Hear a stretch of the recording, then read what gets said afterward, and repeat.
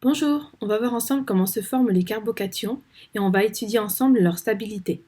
Tout d'abord, nous allons voir la structure d'un carbone qui va être hybridé sp3, un carbone qui va avoir 4 liaisons. Donc ici, ce carbone-là possède 4 électrons de valence célibataire qui vont chacun se combiner avec un électron d'un atome voisin, formant ainsi un doublet. Et ce doublet sera sous forme de liaison ou sous forme de doublet libre. Donc ici, on va avoir des doublets sous forme de liaison. Ce carbone-là peut faire donc 4 liaisons, chacun formant un doublet, ce qui fait qu'il est entouré de 8 électrons de valence. Sa valence est donc complète, il respecte la règle de l'octet, il est donc neutre. C'est ce qu'on va appeler un carbone de type sp3, car il va faire 4 liaisons. Si on le représente dans une structure tridimensionnelle, à l'aide d'un plan, eh bien on peut voir que ici sa structure va être sous forme d'un tétraèdre, que je vais dessiner ici. Et cette forme-là a pour caractéristique d'être en 3 dimensions. Donc ça veut dire, quand on le voit bien ici, il va dépasser du plan, il ne va pas être plane. À la différence d'un carbocation hybridé sp2, qui va faire que 3 liaisons. Ici on en a une, là on en a 2, et là on en a 3. Ce carbone-là va avoir perdu un électron ici. Il va donc avoir une lacune, c'est une case vide. On va lui rajouter une charge positive, puisqu'il lui manque un électron. Si on le représente maintenant dans une structure à l'aide d'un plan, il va avoir une structure plane. En effet, il va y avoir des orbitales en haut et en bas qui vont exercer une pression. Il va avoir une forme trigonale, donc sous forme de triangle, mais ce qui est très important, c'est que ce triangle va être plan. Cela va conditionner les réactions futures qui vont pouvoir se faire soit par en haut ou soit par en bas, comme on va le voir. On va étudier maintenant la stabilité de ces carbocations. Si on représente un carbocation qui est lié à 3 hydrogènes, c'est ce qu'on va appeler un méthylcarbocation. Lorsqu'il va être relié à un groupement méthyle ou à un autre radical qu'on va appeler R, donc c'est-à-dire soit C2H6 ou plus de carbone, eh bien ce carbocation va être appelé un carbocation primaire, qu'on peut aussi écrire sous cette forme-là. Concernant la stabilité, le carbocation primaire va être beaucoup plus stable que le méthylcarbocation. On peut remarquer que les groupements méthyles vont avoir un effet inductif donneur, plus I, parce que le carbocation va avoir une charge positive, il va être en manque d'électrons. Il en a beaucoup plus besoin que le groupement CH3 qui lui est neutre. Le carbocation ici, ce carbone-là, va être donc plus électronégatif que le carbone ici CH3. C'est ce qui explique les effets inductifs donneurs des groupements méthyles. Maintenant, on va voir un carbocation secondaire qui lui va être relié à 2 groupements méthyles. Il y aura donc 2 fois plus d'effets inductifs donneurs, il va être plus stable que le carbocation primaire. Enfin, on va voir ici un carbocation qui va être relié à 3 méthyles. On aura donc 3 fois plus d'effets inductifs donneurs, beaucoup plus stable que les carbocations primaires et secondaires. Le carbocation tertiaire va être donc le plus stable des carbocations. Mais attention, un carbocation est une structure qui va être instable, puisqu'un carbone ne pourra pas rester sous cette forme-là positivement chargée. Ce qui va être important à reconnaître lors des réactions, c'est qu'on va toujours chercher à avoir un carbocation qui va être le plus stable possible. Maintenant, comment se forment ces carbocations? Eh bien, il y a plusieurs manières. La première sera une rupture hétérolytique d'une liaison simple. Prenons ici l'exemple d'un carbone qui est relié à un groupement chlore faisant partie des halogènes. Ce sont des très bons groupements partants. Si on considère ici ce groupement qui va partir, ce carbone-là, qui était alors entouré de 4 électrons, ne va être entouré que de 3 électrons. Parce que ce groupement partant, qui est le groupement chlore, est beaucoup plus électronégatif que le carbone. Il va donc emporter avec lui toute la liaison, à savoir les 2 électrons ensemble. Cette rupture avec départ de toute la liaison s'appelle une rupture hétérolytique, laissant ainsi ce carbone-là sans son électron. Il va donc devenir un carbocation.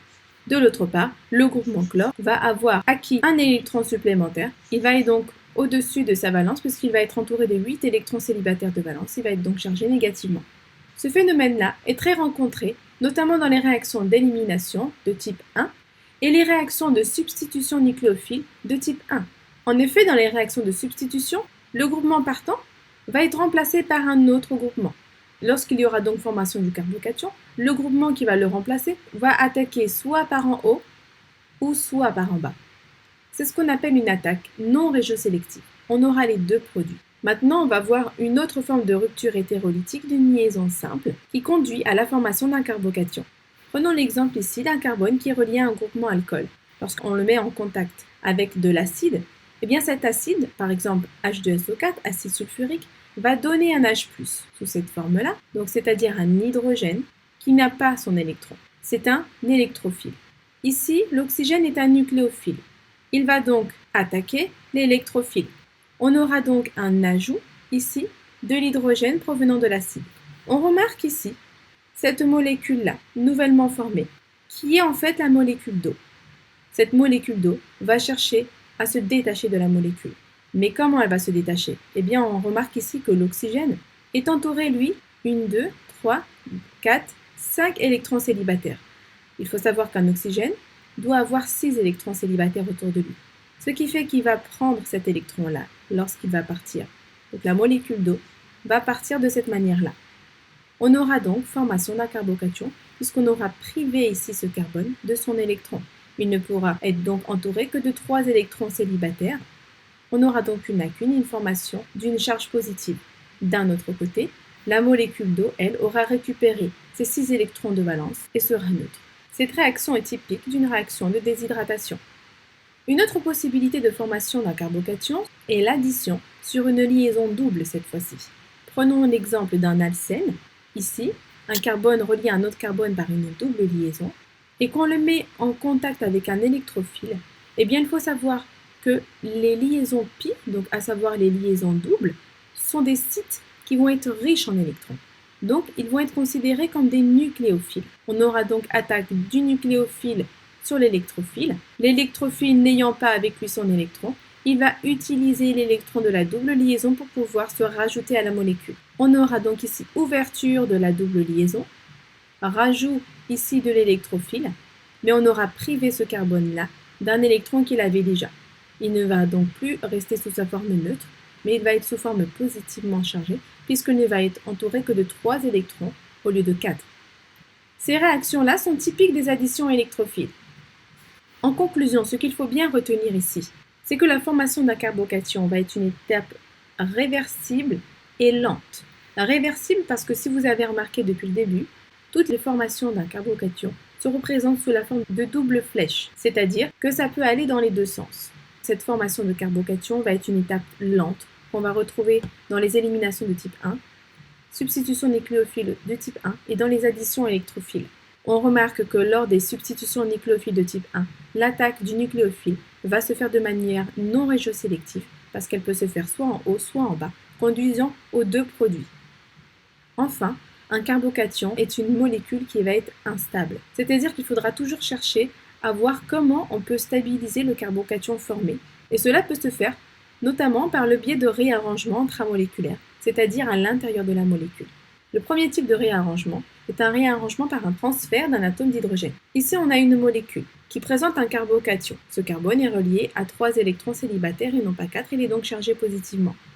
Il est relié à un carbone. Ce carbocation est donc primaire. On va essayer de voir comment le rendre plus stable. Ici, il peut y avoir transfert de cet hydrogène vers le carbocation. On remarque alors que lorsqu'il y a eu ce transfert, eh bien, le carbone voisin est devenu à son tour carbocation. Sauf que là, on va avoir un carbocation de type secondaire. Si on remarque, ce carbone est relié à un carbone et à un deuxième carbone. C'est donc un carbocation secondaire. Et comme on a vu, les carbocations secondaires vont être plus stables que les primaires. Donc, ça sera ce carbocation qui sera favorisé lors des réactions. Un autre type de réarrangement possible se fera par transfert de groupement méthyle. Si on prend ici un carbocation qui est relié à un carbone, on a donc toujours un carbocation primaire. Et bien lorsqu'on va transférer un groupement méthyle sur ce carbocation primaire, on aura donc formation d'un carbocation secondaire.